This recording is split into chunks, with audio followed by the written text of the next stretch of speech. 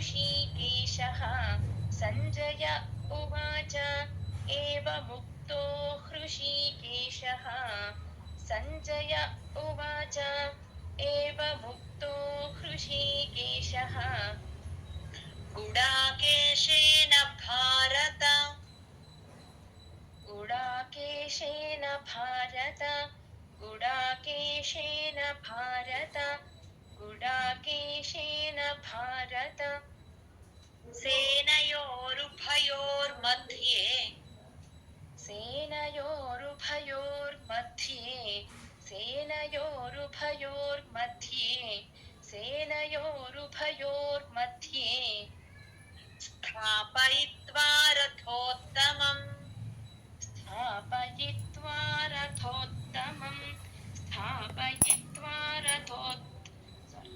स्थापयित्वा रथोत्तमम् स्थापयित्वा रथोत्तमम् ఈ శ్లోకాలు చూడమ్మా. సంజయ ఉవాచ ఊ అచ్చులకు పాజిటివ్ చెప్పాలి. అలాగే ఏవముక్తో ఏ అని స్టార్ట్ చేయాలి. ఏవముక్తో అనకూడదు. ఏవముక్తో కాదు, ఏవముక్తో. ఏ కంఠంలో నుంచి ఏ అని అచ్చుల్లో ఏ అని తెలియాలి. హృషీకేశ హృ తేలిగ్గా చెప్పాలి. గుడాకేశేన భారత భా మహాప్రాణం. సేనయోరుభయోర్मध्ये ఉభయో భా మహాప్రాణం మధ్యే భా మహాప్రాణం యావత్తు. 21వ శ్లోకాలో కూడా 3వ పాదం సేనయోరుభయోర్ మధ్యే. ఇక్కడ కూడా అంతే. మెమరైజ్ చేసేటప్పుడు చూసుకోండి కన్ఫ్యూజన్ కూడా. ఓకే, అక్కడేమో రథం స్థాపయమేచ్యుత, ఇక్కడ స్థాపయిత్వా రథోత్తమం. సా కింద ధావత్తు, తత్థాల్లో ధా మహాప్రాణం. రథోత్తమం రథో అండి, థో అనాలి. తత్థాల్లో ధా, రథో అనకూడదు. రథం కాదు, రథం. రథోత్తమం. ఓకే. ఏవముక్తో హృషీకేశః గుడాకేశేన భారత. సంజయ ఉవాచ ఏవముక్తో హృషీకేశః గుడాకేశేన భారత. సంజయ ఉవాచ ఏవముక్తో హృషీకేశః గుడాకేశేన భారత. సంజయ ఉవాచ ఏవముక్తో హృషీకేశః గుడాకేశేన భారత. సేనయోరుభయోర్मध्ये స్థాపయిత్వా రథోత్తమం. సేనయోరుభయోర్मध्ये స్థాపయిత్వా రథోత్తమం. సేనయోరుభయోర్मध्ये స్థాపయిత్వా రథోత్తమం. సేనయోరుభయోర్मध्ये స్థాపయిత్వా రథోత్తమం. ఏవముక్తో హృషీకేశః గుడాకేశేన భారత. సేనయోరుభయోర్मध्ये స్థాపయిత్వా రథోత్తమం. సంజయ ఉవాచ ఏవముక్తో హృషీకేశః గుడాకేశేన భారత. సేనయోరుభయోర్मध्ये స్థాపయిత్వా రథోత్తమం. సంజయ. జయ గురు. 25వ శ్లోకం అండి. భీష్మద్రోణ ప్రముఖతః. ఇక్కడ భీష్మద్రోణ ఆ నుంచి అదా పట్టుకొని చెప్పాలి. అలాగే ద్రోణ ద్రోణ నుంచి అణ నుంచి పా పట్టుకొని చెప్పాలండి. భీష్మద్రోణ ప్రముఖతః. భీష్మద్రోణ ప్రముఖతః. భీష్మద్రోణ ప్రముఖతః. భీష్మద్రోణ ప్రముఖతః. సర్వేషాం చ మహీక్షితాం. సర్వేషాం చ మహీక్షితాం. సర్వేషాం చ మహీక్షితాం. సర్వేషాం చ మహీక్షితాం. ఉవాచ పార్థ పశ్యైతాన్. ఉవాచ పార్థ పశ్యైతాన్. ఉవాచ పార్థ పశ్యైతాన్. ఉవాచ పార్థ పశ్యైతాన్. సమవేతాన్ కురూనితి. సమవేతాన్ కురూనితి. సమవేతాన్ కురూనితి. సమవేతాన్ కురూనితి. ఈ శ్లోకంలో భీష్మ భీ మహాప్రాణం. భీష్మద్రోణ మా నుంచి దా పట్టుకోవాలి. ద్రోణ ప్రముఖత అణ నుంచి పా పట్టుకోవాలి. ప్రముఖత ఖా మహాప్రాణం. సర్వేషాంచ మహేక్షితం. ఉవాచ పార్థ రా కింద ధావత్తు తద్ధాల్లో ధా మహాప్రాణం. ఓకే. భీష్మద్రోణ ప్రముఖత సర్వేషాంచ మహేక్షితాం. భీష్మద్రోణ ప్రముఖతః సర్వేషాం చ మహీక్షితాం. భీష్మద్రోణ ప్రముఖతః సర్వేషాం చ మహీక్షితాం. భీష్మద్రోణ ప్రముఖతః సర్వేషాం చ మహీక్షితాం. ఉవాచ పార్థ పశ్యైతాన్ సమవేతాన్ కురూనితి. ఉవాచ పార్థ పశ్యైతాన్ సమవేతాన్ కురూనితి. ఉవాచ పార్థ పశ్యైతాన్ సమవేతాన్ కురూనితి. ఉవాచ పార్థ పశ్యైతాన్ సమవేతాన్ కురూనితి. ఉవాచ పార్థ పశ్యైతాన్ సమవేతాన్ కురూనితి.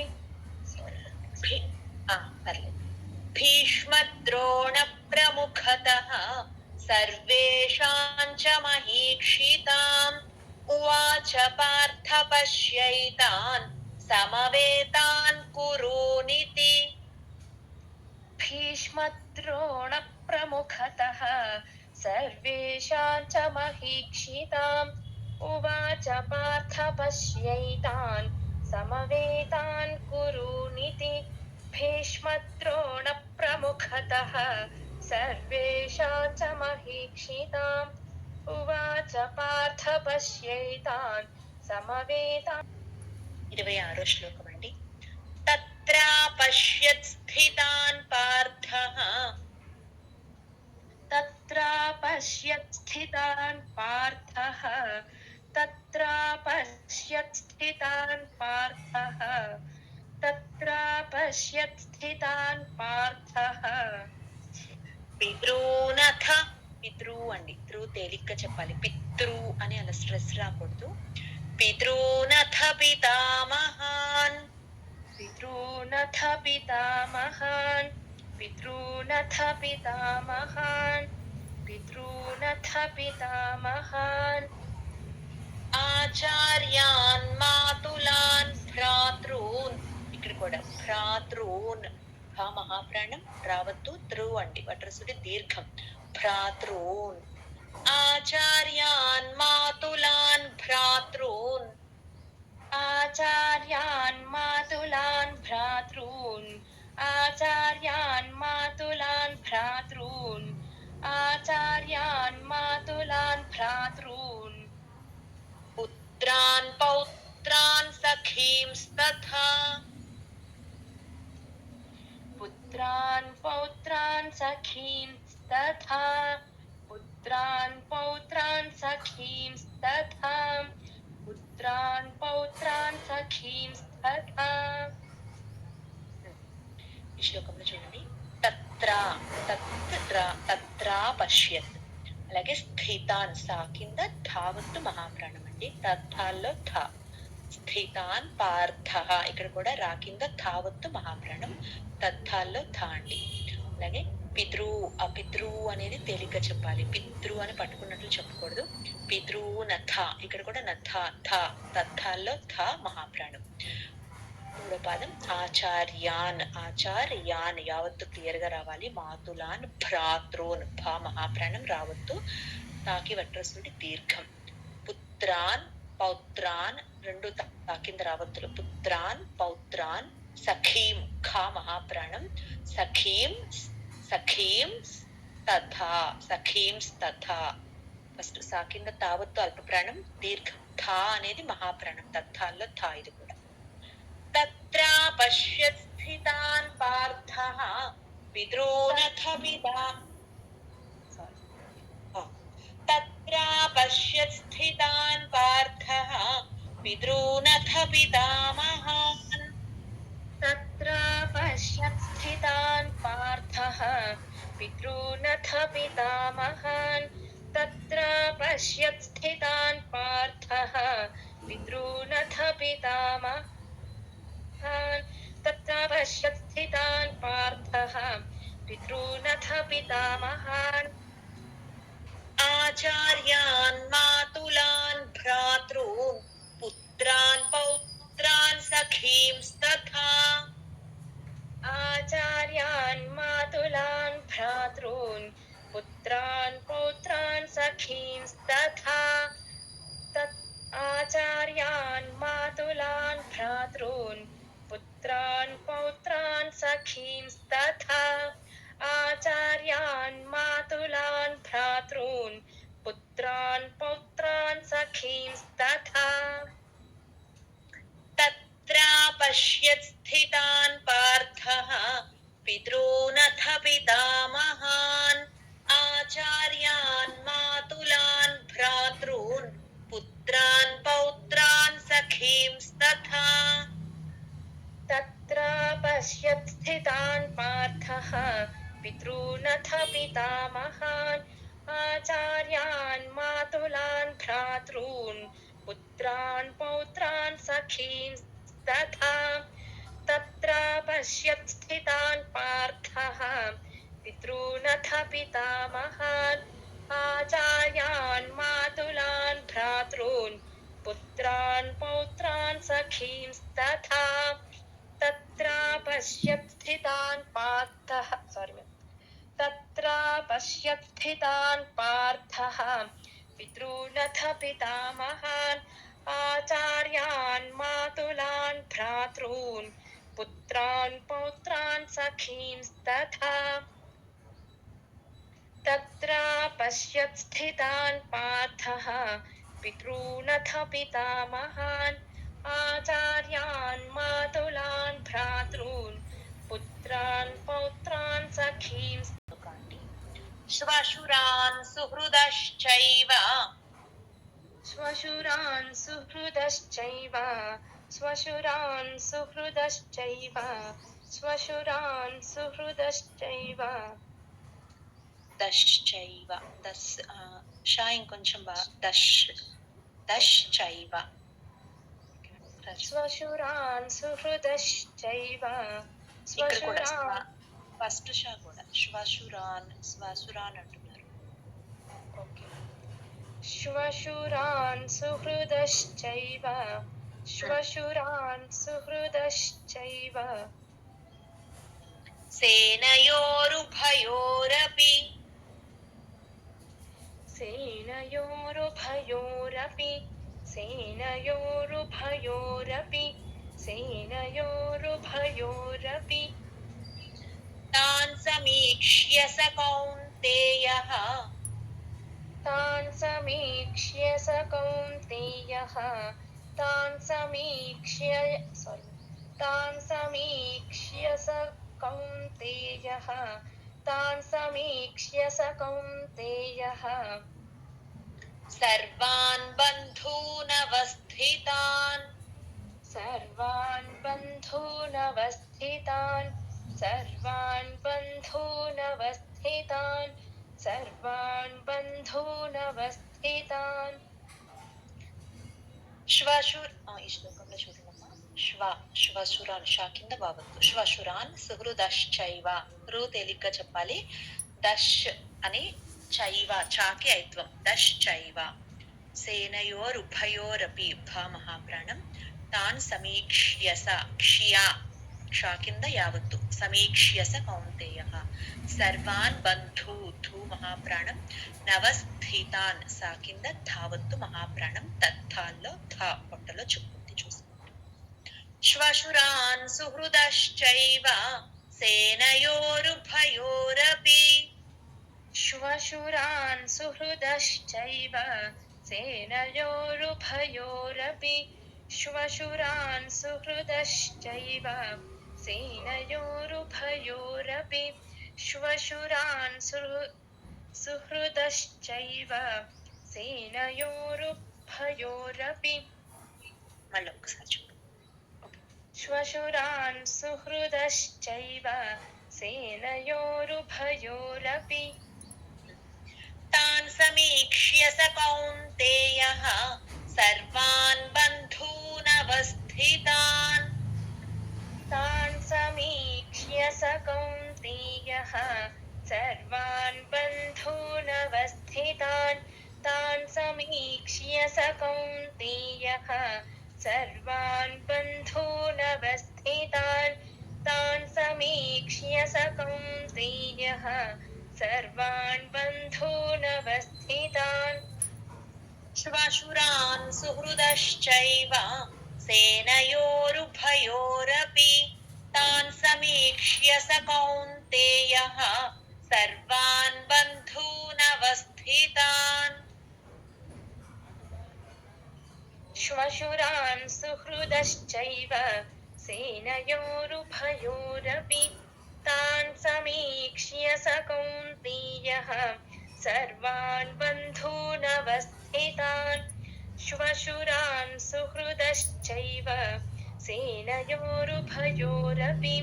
तान् समीक्ष्य स कौन्तेयः सर्वान् बन्धूनवस्थितान् 28వ శ్లోకం అండి. కృపయా కి వటర్ చూడండి, కృపయా అనాలి, అంతేగాని కృపయా అని అంటే ఉకారం వచ్చేటట్టు చెప్పకూడదు. ఓకే, కృపయా పరయావిష్టః कृपया परयाविष्टः कृपया परयाविष्टः कृपया परयाविष्टः విషీదన్నిదమబ్రవీత్ विषीदन्निदमब्रवीत् विषीदन्निदमब्रवीत् विषीदन्निदमब्रवीत् అర్జున ఉవాచ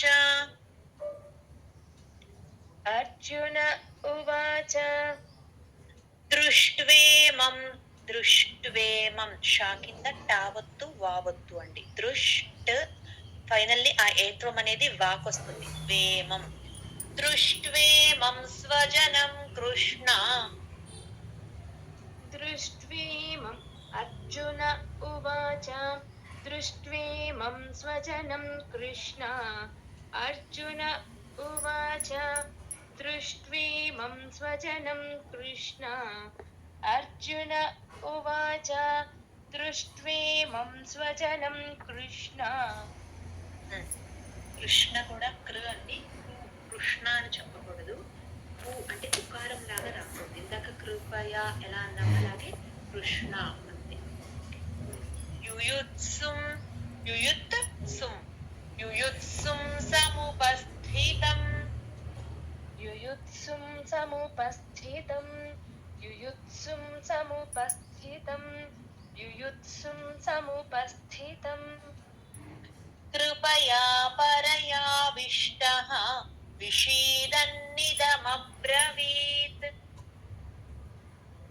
कृपया परयाविष्टः विषीदन्निदमब्रवीत् कृपया परयाविष्टः विषीदन्निदमब्रवीत् कृपया परयाविष्टः विषीदन्निदमब्रवीत् कृपया परयाविष्टः विषीदन्निदमब्रवीत् అర్జున ఉవాచ దృష్ట్వేమం స్వజనం కృష్ణ యుయుత్సుం సముపస్థితం अर्जुन उवाच दृष्ट्वेमं स्वजनं कृष्ण युयुत्सुं समुपस्थितम् अर्जुन उवाच दृष्ट्वेमं स्वजनं कृष्ण युयुत्सुं समुपस्थितम् अर्जुन उवाच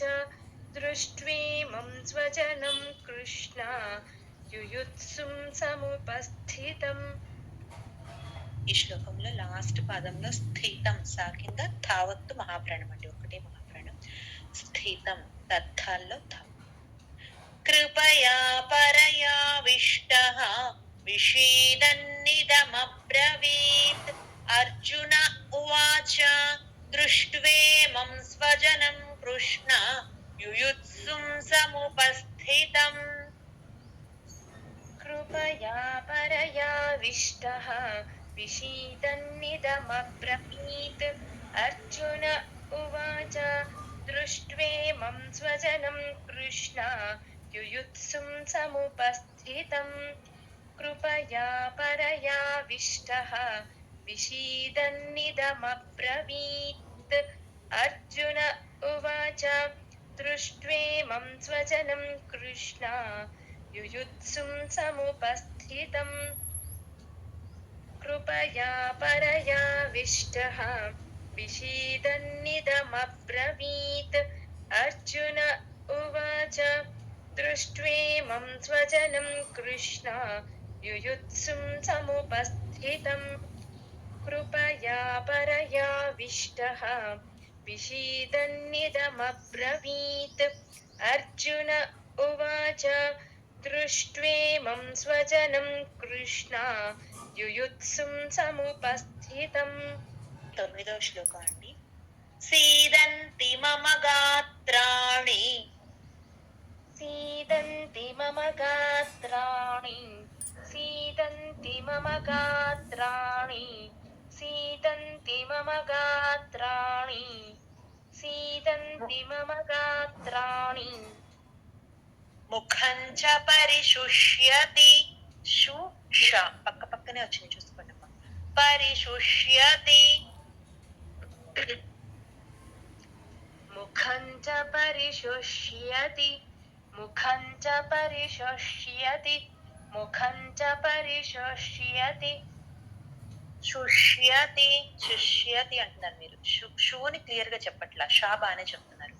ముఖం చ పరిశుష్యతి मुखं च परिशुष्यति मुखं च परिशुष्यति मुखं च परिशुष्यति వేపథుశ్చ వేపథు అండి. అవును, శుష్య దగ్గర కొంచెం చూసుకోండి. వేపథుశ్చ అండి, థూ అండి, తాథాల్లో థాది దు అనకూడదు.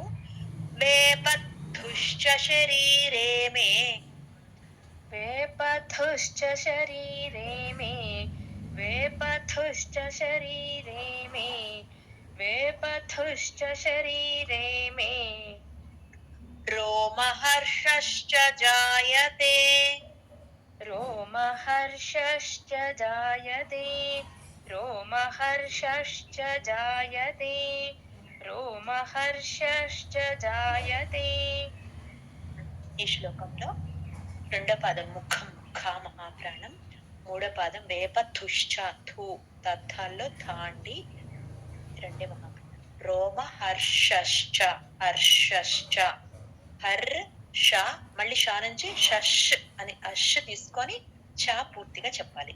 రోమహర్షశ్చ. ఓకే. సీదంతి మమ గాత్రాణి ముఖం చ పరిశుష్యతి सीदन्ति मम गात्राणि मुखं च परिशुष्यति ఒక్క నిమిషం. ఆ షూని ఉకారం సరిగ్గా చెప్పట్లా, అంతే.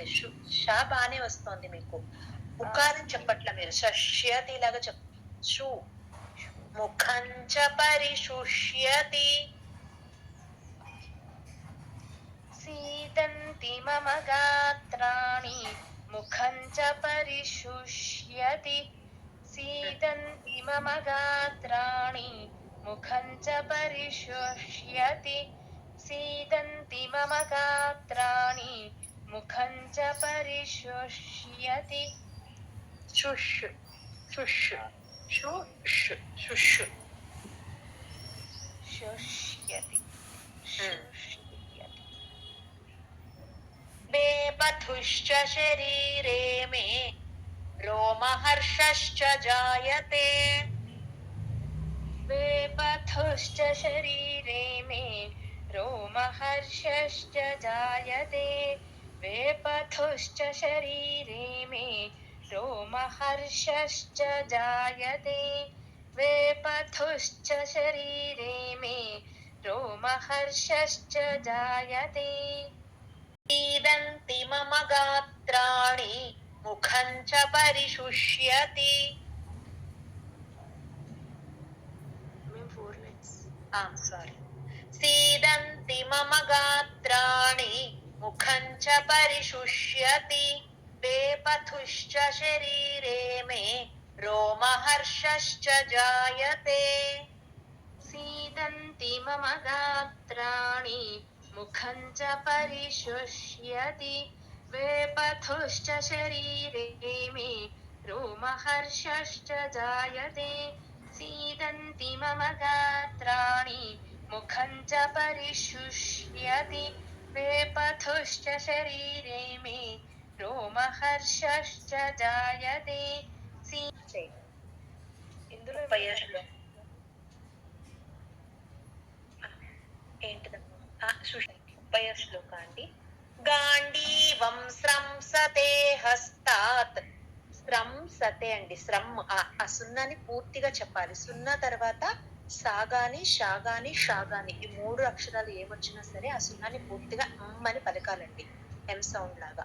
స్రంసతే. సున్నా తర్వాత మళ్ళీ సా వచ్చింది కాబట్టి స్రం అని పలకాలి. ఓకే. గాంధీవం స్రంసతే హస్తాత్. गाण्डीवं स्रंसते हस्तात् गाण्डीवं स्रंसते हस्तात् गाण्डीवं स्रंसते हस्तात् త్వక్చైవ. త్వక్ కా అండి. కా సగం చెప్పి చైవ చాకి ఐత్వం ఇస్తే చై. త్వక్చైవ పరిదహ్యతే. त्वच्चैव परिदह्यते त्वच्चैव परिदह्यते त्वच्चैव परिदह्यते. न च शक्नोम्यवस्थातुं. न च शक्नोम्यवस्थातुं न च शक्नोम्यवस्थातुं न च शक्नोम्यवस्थातुं. भ्रमतीव च मे मनः. भ्रमतीव च मे मनः भ्रमतीव च मे मनः भ्रमतीव च मे मनः. ఈ శ్లోకంలో చూడండి. స్రంసతే ఆ సున్నాని పూర్తిగా అమ్మని పలకాలండి. త్వక్చైవ. త్వక్ కాని సగం చెప్పి చాకి ఎక్కువ ఇస్తే చై. త్వక్చైవ అని చెప్పాలి. రెండో పదం. మూడో పదం షక్నోమ్యवस्थాతుం. షక్ నో. నో నుంచి వెంటనే అమ్మా పట్టుకోవాలి. షక్నోమ్యवस्थాతుం. సా కింద ధావత్తు మహాప్రాణం. తత్థాల్లో థా. భ్రమతి భా మహాప్రాణం. ఓకే. గాండీవం స్రంసతే హస్తాత్ త్వక్చైవ పరిదహ్యతే. गाण्डीवं स्रंसते हस्तात् त्वच्चैव परिदह्यते गाण्डीवं स्रंसते हस्तात् त्वच्चैव परिदह्यते गाण्डीवं स्रंसते हस्तात् त्वच्चैव परिदह्यते. न च शक्नोम्यवस्थातुं भ्रमतीव च मे मनः. न च शक्नोम्यवस्थातुं भ्रमतीव च मे मनः न च शक्नोम्यवस्थातुं भ्रमतीव च मे मनः. गाण्डीवं स्रंसते हस्तात् त्वक्चैव परिदह्यते. न च शक्नोम्यवस्थातुं भ्रमतीव च मे मनः. गाण्डीवं स्रंसते हस्तात् त्वच्चैव परिदह्यते न च शक्नोम्यवस्थातुं भ्रमतीव च मे मनः. गाण्डीवं स्रंसते हस्तात् त्वच्चैव परिदह्यते न च शक्नोम्यवस्थातुं भ्रमतीव च मे मनः. ప్రాక్టీస్ చేసి